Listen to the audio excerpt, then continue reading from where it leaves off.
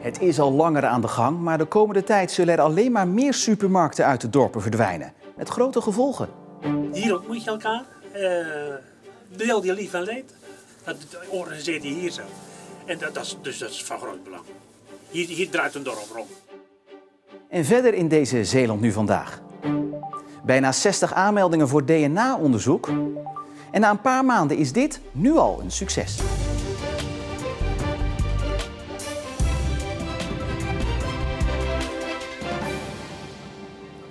Goedenavond. Het is een trend die al langer aan de gang is. Maar de komende jaren wordt verwacht dat het aantal dorpssupermarkten nog verder zal afnemen. Het ministerie van Volksgezondheid verwacht dat het verbod op de verkoop van tabak in supermarkten meer kleine winkels de das om zal doen. In Zeeland sloten onlangs 2 supermarkten de deuren. En de derde volgt binnenkort. In Leeuwendorp heeft Corine de Kok het lang geprobeerd, maar nu ziet ze geen uitweg meer. Wij stoppen door de regelgeving van de overheid, door het aankomend rookverbod, de regels voor de duurzaamheid waar we ons pand toch aanzienlijk voor moeten verbouwen. En daarnaast energiekosten. We moeten in juni een nieuw contract afsluiten en ik denk dat we toch zo'n 2 à 3 keer zoveel gaan betalen. Daarnaast zijn er volgens de Zeeuwse Vereniging van Kleine Kernen nog een aantal oorzaken, waardoor er steeds meer supermarkten verdwijnen. Jongere mensen die krijgen steeds meer drukte. Die hebben geen tijd meer om even boodschappen te doen, dus die gaan veel meer bestellen. We zien die busjes overal door de dorpen rijden, dus dat wordt een probleem. Je ziet dat de grote supermarkten steeds meer hun macht wegleggen in de gemeenschap. Dus die gaan niet meer in die kleine kernen zitten, die pakken hun kernen en dan zeggen ze gewoon van die kleine kernen kom je wel naar ons toe en dan kom je je boodschappen doen. Ja, dan houden we het op met bestaan, dan houden we het niet langer vol. Volgens Corine zal de sluiting een groot gemis zijn voor het dorp, maar vooral voor de ouderen. We zijn de laatste winkel hier op het dorp. Veel ouderen zijn toch afhankelijk van zo'n winkel. Hier ontmoet je elkaar, deel je lief en leed. Kun je beroep doen op elkaar, want je hebt even niemand nodig om wat te doen voor je. En dat organiseer je in een supermarkt. Dat organiseer je hier zo. En dat is van groot belang. Hier draait een dorp rond.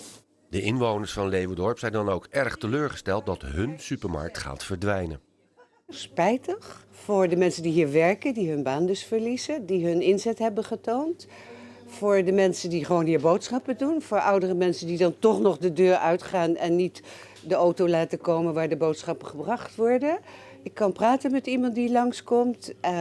Je ziet iemand. Ik denk als je vooral heel erg aan huis gekluisterd bent, dat je dan niet de deur uitkomt en helemaal op een dag geen sociaal contact hebt.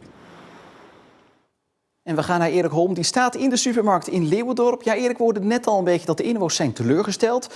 Maar we hoorden er net ook al een beetje dat misschien eigen schuld dikke bult is. Ja, dat klopt ook wel een klein beetje.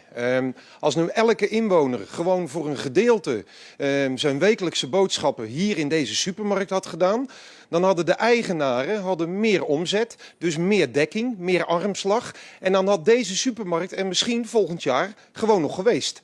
Ja, is het tij eigenlijk nog te keren en wat zou er dan allemaal moeten gebeuren? Ja, dat wordt moeilijk. Je noemde het al. De komende jaren is de verwachting dat er nog meer kleine supermarkten gaan sluiten. Men heeft het over ongeveer 500, landelijk gezien.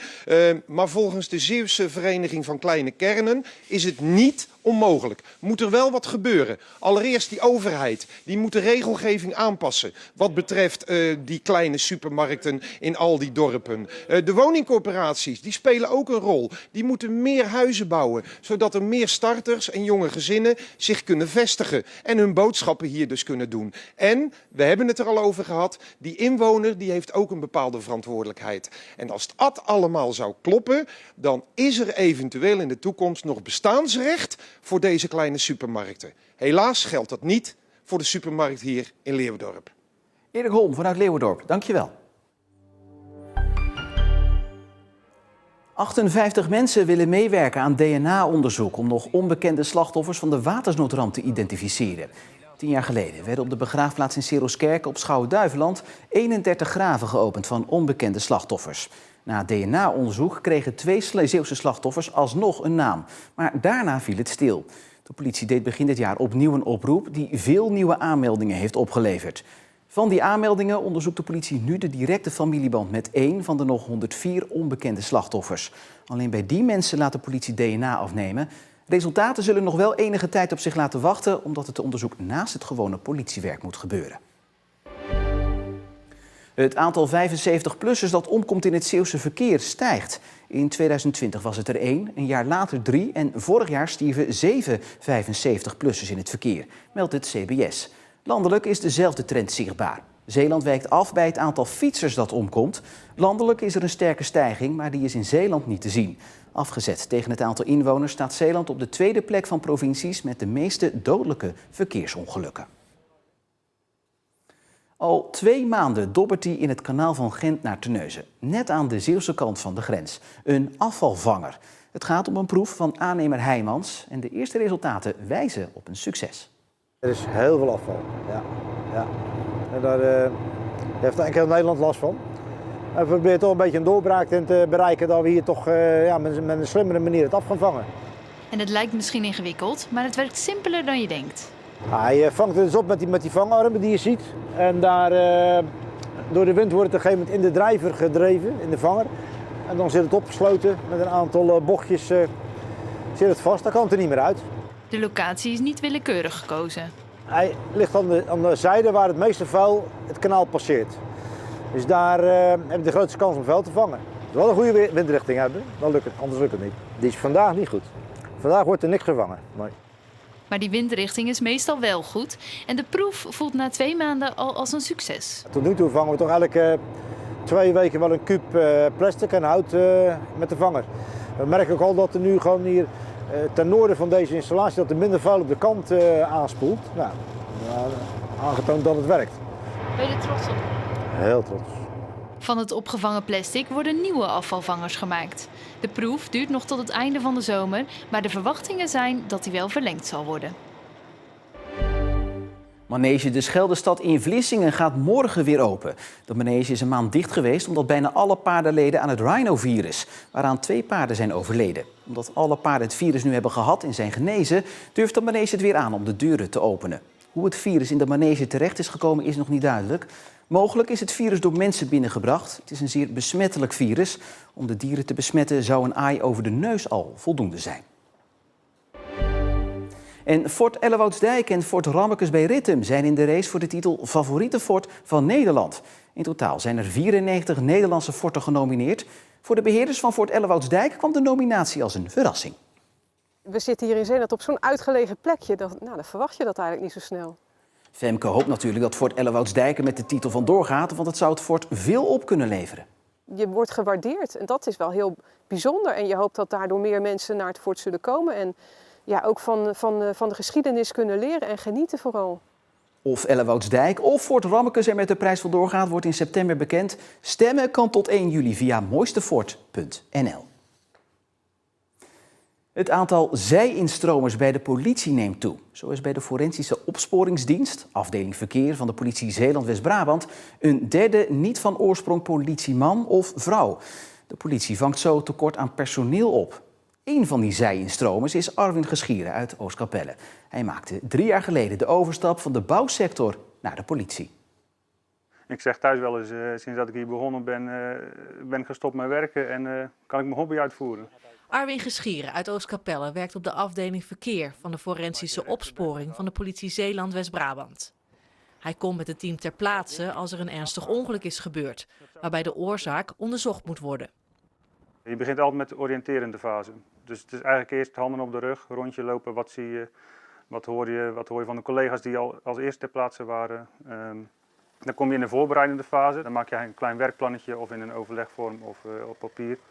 En na die voorbereidende fase ga je dat ook daadwerkelijk uitvoeren. Dus dan ga je echt daadwerkelijk sporen veiligstellen, markeren, foto's maken, een voertuig uitlezen. En heb je dat gedaan en je hebt alles klaar, dan is eigenlijk het werk op de PD afgerond en dan de plaatsdelict. En dan moet alles uitgewerkt worden in een dossier. Gaan we het zo doen? Ga ik mastfoto's vanaf daar? Het werk geeft Arwin veel voldoening. Ik denk wel dat wij zo werken dat wij gewoon achter ons werk staan. Dat we gewoon alles aan gedaan hebben om te achterhalen wat nou de oorzaak is geweest van het ongeval. Het geeft me heel veel motivatie om mijn werk gewoon echt nauwkeurig te doen daar. Ja, want komt het niet dichtbij, emotioneel gezien? Ik heb de mensen waar ik bij kom bij een ongeval, ik heb daar geen band mee. Ik heb die nooit gekend. Ik heb ze misschien een keer gezien, misschien ook niet. Dus in die zin heb ik geen emotionele band met die persoon. En dat houden we ook echt wel gescheiden. Stel dat het voorkomt dat het wel een bekend iemand is, dan switchen we ook van collega's. En dan gaan wij daar niet ter plaatse zelf, zeg maar. En natuurlijk, als je bij een heftige ongeval bent geweest waar een slachtoffer is overleden.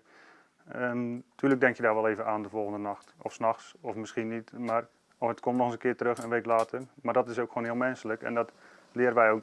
Je hoeft daar niet gelijk van in paniek te raken van, oh, ik denk er nu aan terug. Want dat is ook gewoon de verwerking. Het moet wel afvlakken natuurlijk. Het moet niet zo zijn dat we na een maand nog steeds daarover wakker liggen. En dan zijn er ook gelukkig heel veel mogelijkheden binnen het team om daarover te praten.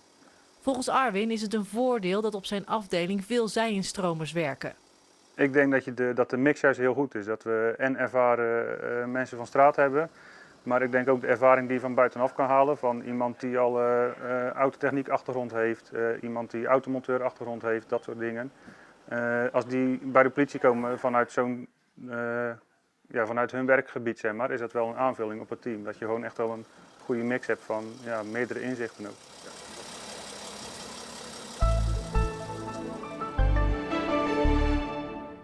Het was vandaag een mix van wolken en een beetje zon bij maximaal 14 graden en een best stevige wind. Vanavond klaart het verder op en verdwijnen de wolken. Veel zullen we er overigens niet aan hebben, want morgen zijn ze gewoon weer terug. In de loop van de dag wel weer zon bij maximaal 15 graden. Daarna even een dipje, maar tegen het weekend weer zonniger en vooral ook warmer. En dan nog even dit, want er is veel te doen over de gevolgen van de windparken op het onderwaterleven. Maar er is nu ook goed nieuws, want kabeljauwen blijken goed te kunnen leven rondom de kunstmatige riffen die zijn aangelegd bij de windparken Borselen 1 en 2. Hoe dat zit, lees je bij ons online op de site of in de app. Tot zover deze Zeeland Nu voor vandaag. Nog een hele fijne avond en graag tot morgen.